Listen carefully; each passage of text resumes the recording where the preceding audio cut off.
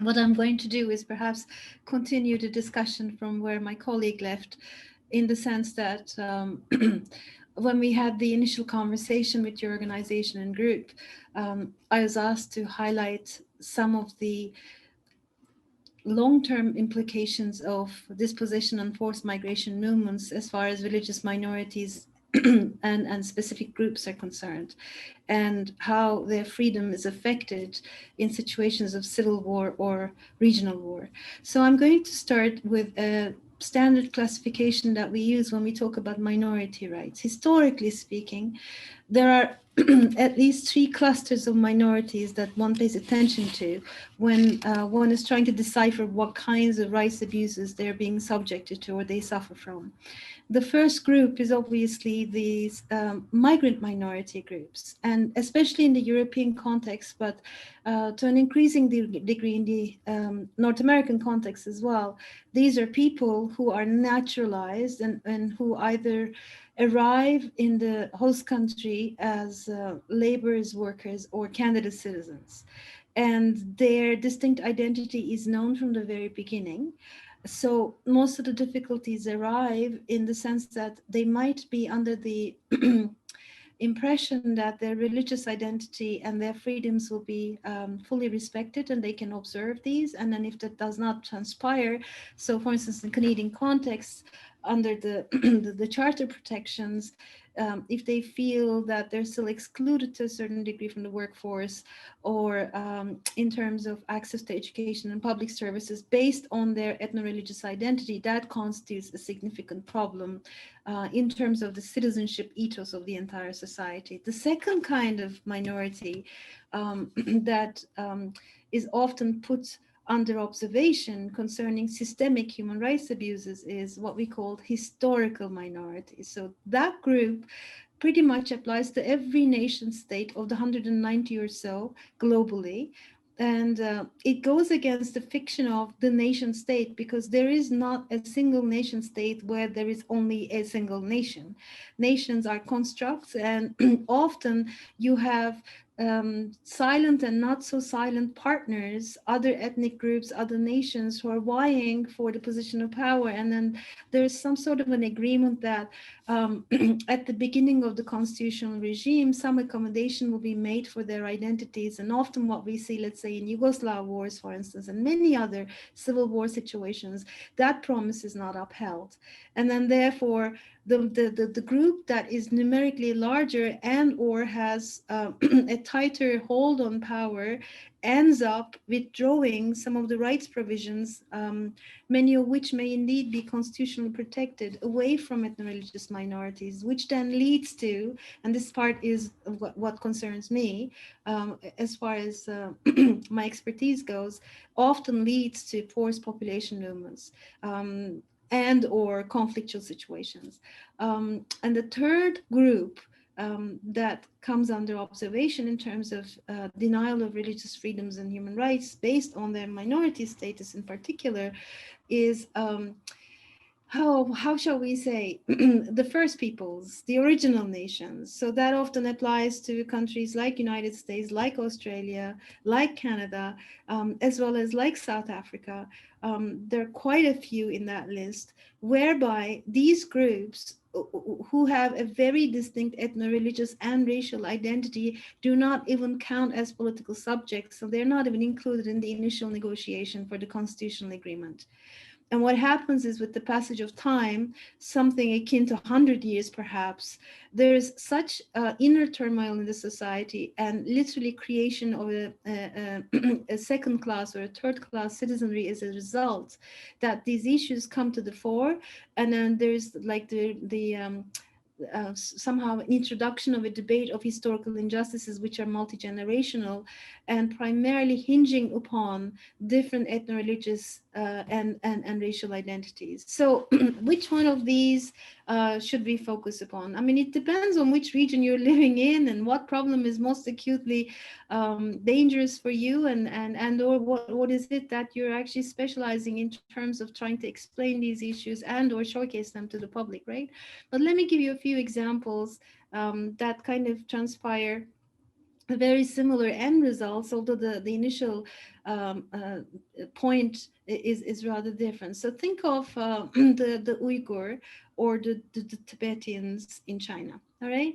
So if you were to dissect who these people are, racially, at least for the from the white privilege point of view, you may not see much of a difference, but within the Asian context, we do know that, for instance, the Uyghur are identified as distinct racial category, although they're Asian, and something similar applies to the Tibetan. But there, the problem is not racial; the problem is religious.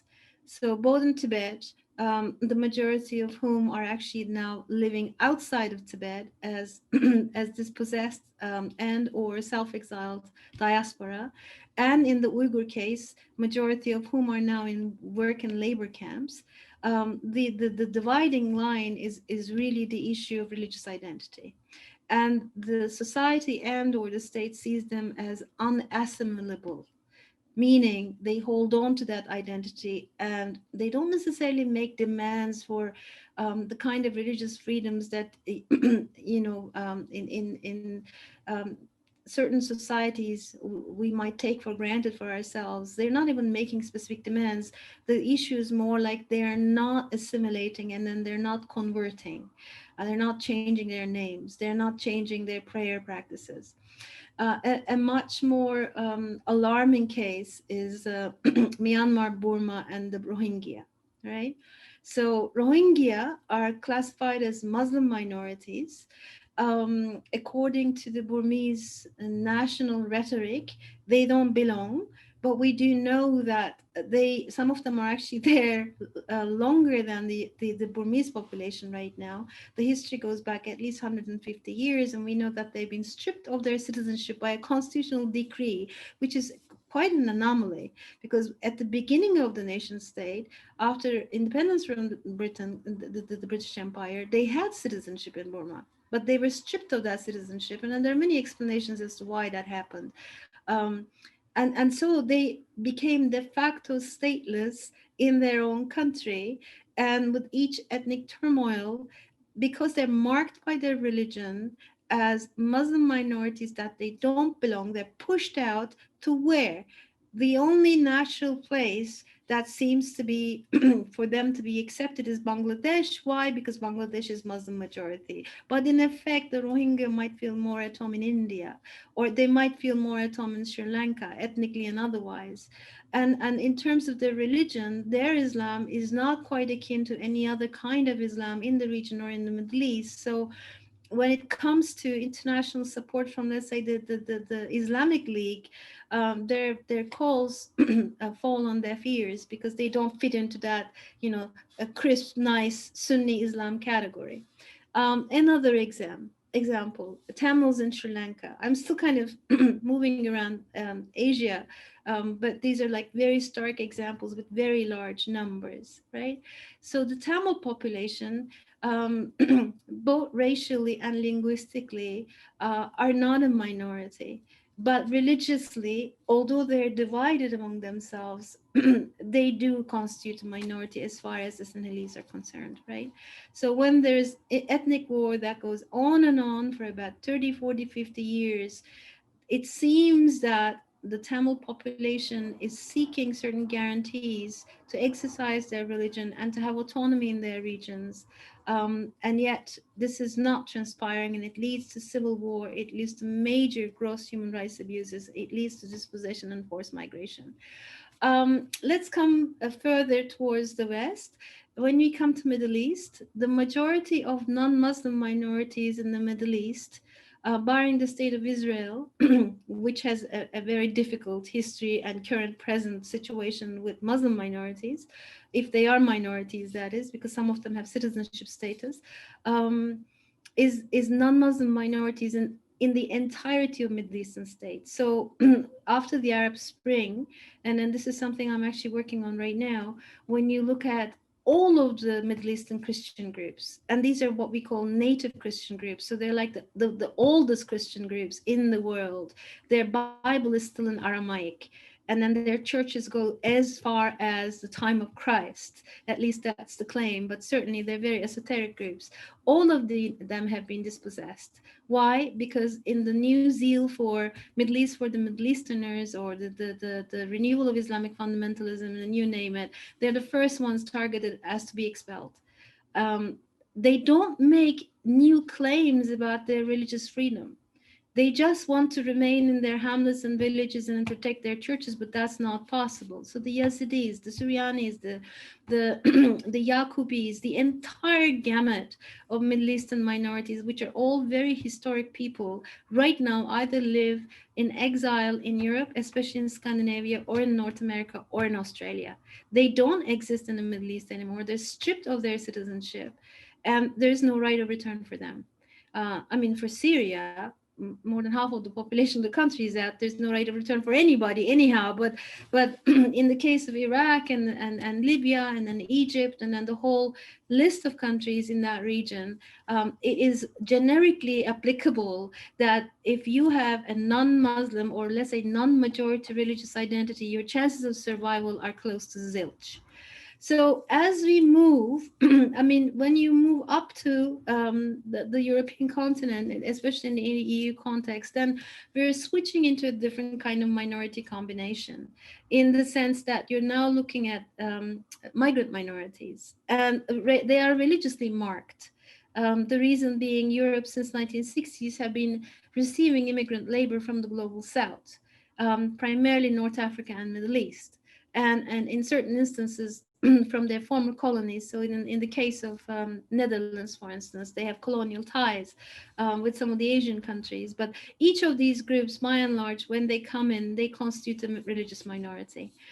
Now, if they were immigrants, I would say this was a little bit more tolerable in the European context, because in the sense that they lived in their own quote unquote ghettos. And I'm not suggesting this is the case, but that's the name that's often given to these conglomerations of neighborhoods. And they do their own thing. The problem starts when they're naturalized, and in the second and the third generation, the religious identity is formally introduced to the French and the German and the British society. Then it really becomes a much more obvious matter that the society has to address. And that's when you actually see combinations of racism, ethnic prejudice, and religious exclusion, and which we call in the literature intersectionality. And so to find a constitutional rights-based solution to these intersectional problems is quite difficult, because you try to take care of one problem, but it's kind of joined with the other and then with the other. And as we move on to the North American context, I think my colleague from Northwestern Law School will speak to that amply. That's what my sense is. So I'm not going to go there.